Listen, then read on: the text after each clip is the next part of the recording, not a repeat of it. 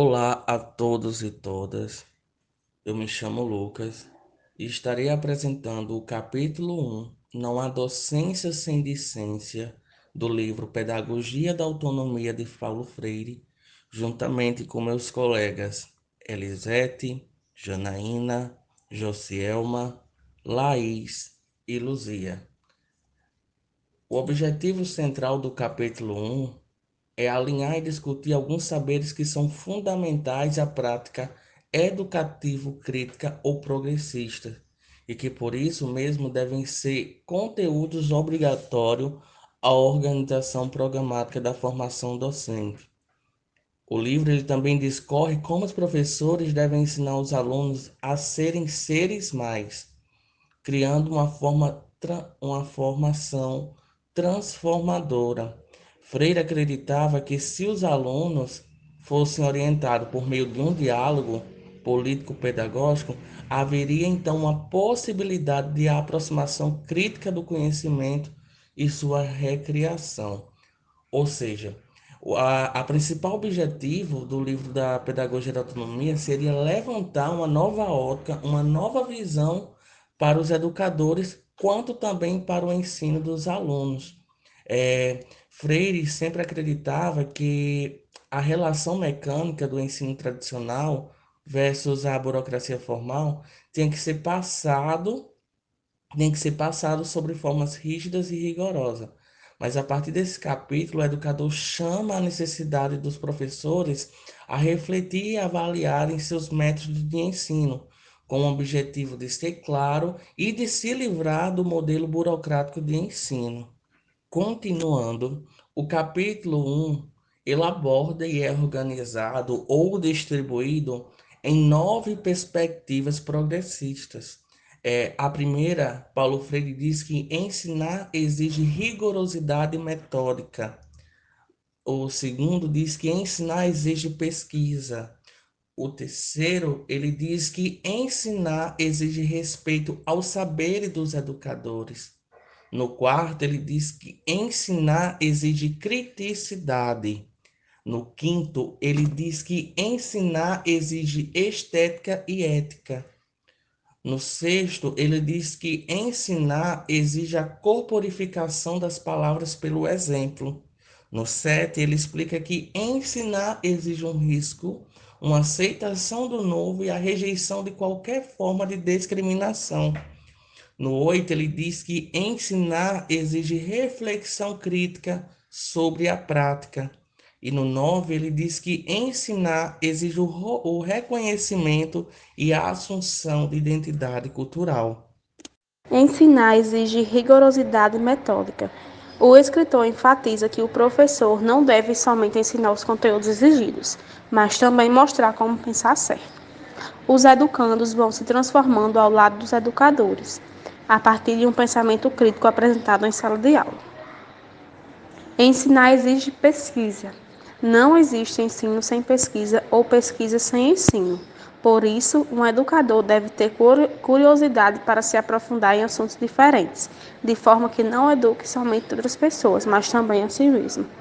Ensinar exige respeito aos saberes dos educandos. Paulo Freire, ele acreditava que os saberes e os conhecimentos dos educandos, ele tinha que vir também das classes populares. Ou seja, a partir do meio das nossas vivências, comunidade, do campo, do lugar onde cada um vivia. E ele acreditava também que cada aluno teria que trazer sua experiência como forma de prática de ensino, como ele mesmo fala em uma de suas frases. Ensinar não é transferir conhecimento, mas criar possibilidades para a sua produção ou a sua construção. Ensinar exige criticidade. Paulo Freire acredita que entre a ingenuidade e a criticidade há uma superação, por meio do exercício crítico da capacidade de aprender. A curiosidade para de ser ingênua e passa a ser epistemológica. Paulo Freire menciona a criticidade. A criticidade surge a partir da curiosidade, que por sua vez só pode existir se houver interesse aonde desperta a curiosidade. E ela, quando bem desenvolvida, gera uma consciência crítica sobre o conhecimento, onde o diálogo entre o aluno e os seus saberes tem que ser levado para a sala de aula, para que possa relacioná-los com a disciplina de modo que a sua curiosidade sobre o mundo se torna mais e mais crítica. Ensinar exige estética e ética. A necessidade e promoção da ingenuidade, a criticidade não pode ou não deve ser feita à distância de uma rigorosa formação ética ao lado sempre da estética, decência e boniteza de mãos dadas. A ética é a capacidade de proteger a vida decente, a vida coletiva. Portanto, a docência e a discência tem que estar no meio. E a ética de defender os seus valores, a solidariedade, a formação de cidadania, da ciência, a serviço da coletividade, da convivência, que faça com que a alegria venha à tona. Ensinar exige a corporificação das palavras pelo exemplo. O professor que realmente ensina quer dizer que trabalha os conteúdos no quadro da rigorosidade do pensar certo. Nega como falsa a forma farasíca, que farasíca quer dizer falso, mentiroso, que é a farasíca do faço o que mando e não o que eu faço. Um educador precisa não só pensar certo, mas também fazer certo. Alunos não têm boa impressão de quem uma hora fala uma coisa e na outra faz o oposto. Então, isso aí, na imagem aí, o professor está dando um conteúdo e a aluna está mexendo no celular. Então, isso aí, será que o professor, ele tem sua aula organizada? Será que ele deu exemplo a essa aluna para ela estar desse jeito, no celular, não prestando atenção às aulas? Então, assim, de antemão, o professor ele tem que ter postura, tem que ter disciplina e organização. Porque se, assim, quando o professor ele tem isso, ele tem um bom exemplo. Mas quando ele não tem, que exige dos alunos que tenham o comportamento, ele não pode exigir isso do aluno, porque ele não está passando isso para o aluno. Então, não tem como ele exigir. Ensinar exige risco, aceitação do novo e rejeição a qualquer forma de discriminação.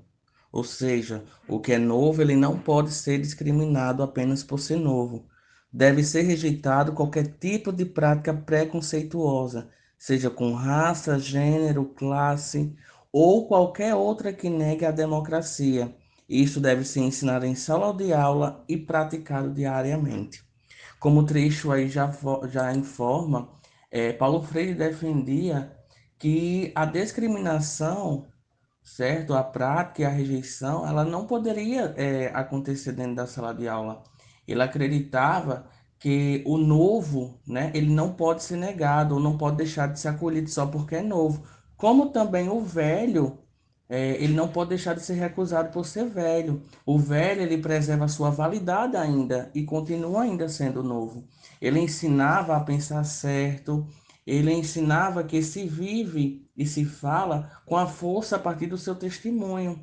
É a tarefa de qualquer educador desafiar o educando com quem ele se comunica e a quem ele se comunica, produzindo uma compreensão do que vem sendo comunicado. Paulo Freire acreditava que o pensar certo é uma intercomunicação dialógica e não polêmica. Ensinar exige reflexão crítica sobre a prática.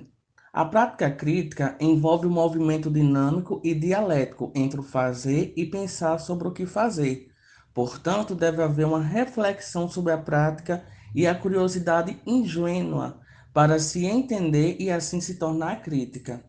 Ou seja, Paulo Freire acreditava que através da reflexão crítica sobre a prática de hoje ou de ontem é que poderia melhorar para a próxima prática. E ainda, quanto mais você assume ou percebe, né, do que você está fazendo, mais você se torna capaz de mudar, de promover, tornando uma curiosidade ingênua para uma curiosidade epistemológica, que ele fala bastante nesse livro. E a última exigência que ele explica no seu livro é que o ensinar, ele exige um reconhecimento e a assunção de identidade cultural. Ele diz que os educadores devem se assumir como seres sociais e históricos, comunicadores, como também transformadores e criadores, porém sem excluir ninguém.